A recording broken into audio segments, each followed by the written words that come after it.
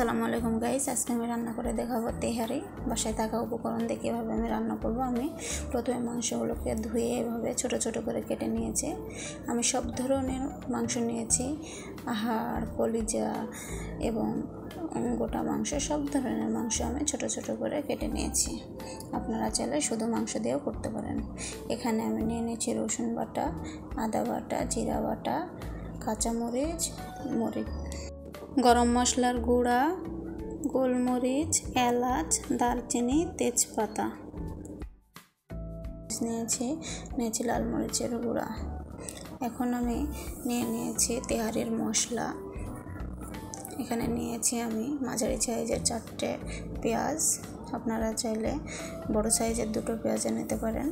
এখানে নিয়েছি আমি লবণটা আমি স্বাদ মতো দিয়ে নেব। এখন আমি মাংসটাকে সুন্দরভাবে মাখিয়ে নেব।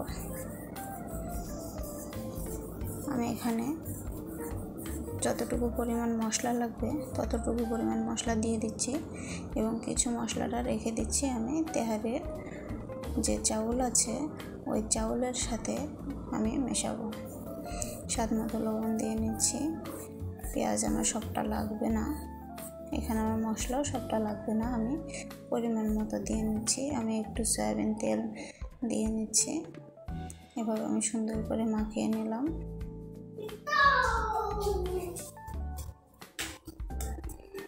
এই যে আমার মাখানো হয়ে গেছে, আমি হাত দিয়ে সুন্দর করে মাখিয়ে নিয়েছি। এবার আমি প্যানটা বসিয়ে দিয়েছি। প্যানটা গরম হয়ে গিয়েছে। এবার আমি একটু পানি অ্যাড করে দিয়ে নাড়াচাড়া করে দিয়ে সুন্দরভাবে ঢাকনা দিয়ে বসিয়ে হাই হিটে বলক ওঠা পর্যন্ত জাল করে নেব। ঢাকনাটা দিয়ে নিলাম। এবার আমি বলক ওঠা পর্যন্ত অপেক্ষা করব। এই যে আমার বলক চলে এসেছে। এরপরে আমি আবার ঢাকনা দিয়ে ঢেকে কিছুক্ষণ জাল করে নেব। পাশাপাশি আমি চাউলটাকে রেডি করে নেব।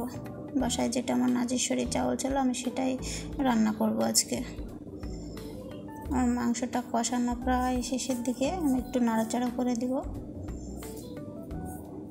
আবার ঢেকে দিয়ে জাল করব কিছুক্ষণ। এবার আমি আসলাম মাংসটা সেদ্ধ হয়েছে কি সেটা দেখার জন্য।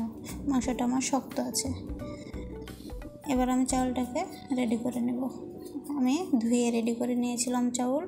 পেঁয়াজ দিলাম, স্বাদ মতো লবণ দিলাম। এবার আমি বাকি মশলাগুলো দিয়ে নেব।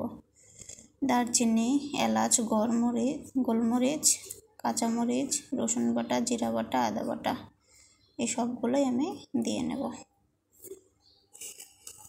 রসুনটা আপনারা চাইলে একবারে সুন্দর করে বাটতে পারেন, আবার চাইলে ছেঁচাও দিতে পারেন। আমি ছেঁচাটাই পছন্দ করি। এবার আমি তেল দিয়ে নেব। আমি সয়াবিন তেল ব্যবহার করেছি, আপনারা চাইলে সানফ্লাওয়ার তেলও ব্যবহার করতে পারেন। মাংসটা হয়েছে কিনা এবার আমি দেখব। আমার মাংসটা শেষের দিকে, আমি আগুনটা একবারে লোতে দিয়ে দেব। এখন আমি পাশাপাশি রাইস কুকারে বসাই দেব। চাউলটা দিয়ে নিলাম।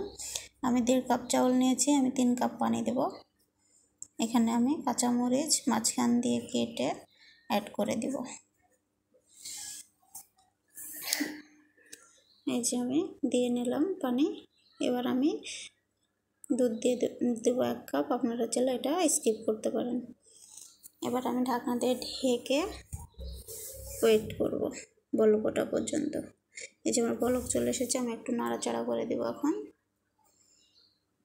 আবার ঢেকে হওয়া পর্যন্ত অপেক্ষা করব। এই যে আমার এখন প্রায় হয়ে এসেছে। এখন আমি মাংসটাকে অ্যাড করে দেব। নাড়াচাড়া করে সুন্দরভাবে মাংসগুলো মিশিয়ে নিলাম। আমি সম্পূর্ণভাবে হলুদটাকে স্কিপ করে গিয়েছি। আমি ফুটাটাকে বন্ধ করে দেব যেন হাওয়াটা বেরিয়ে না যায়। এই যে এখন আমি দেখব আমার কি অবস্থা। এই যে প্রায় আমার শেষের দিকে।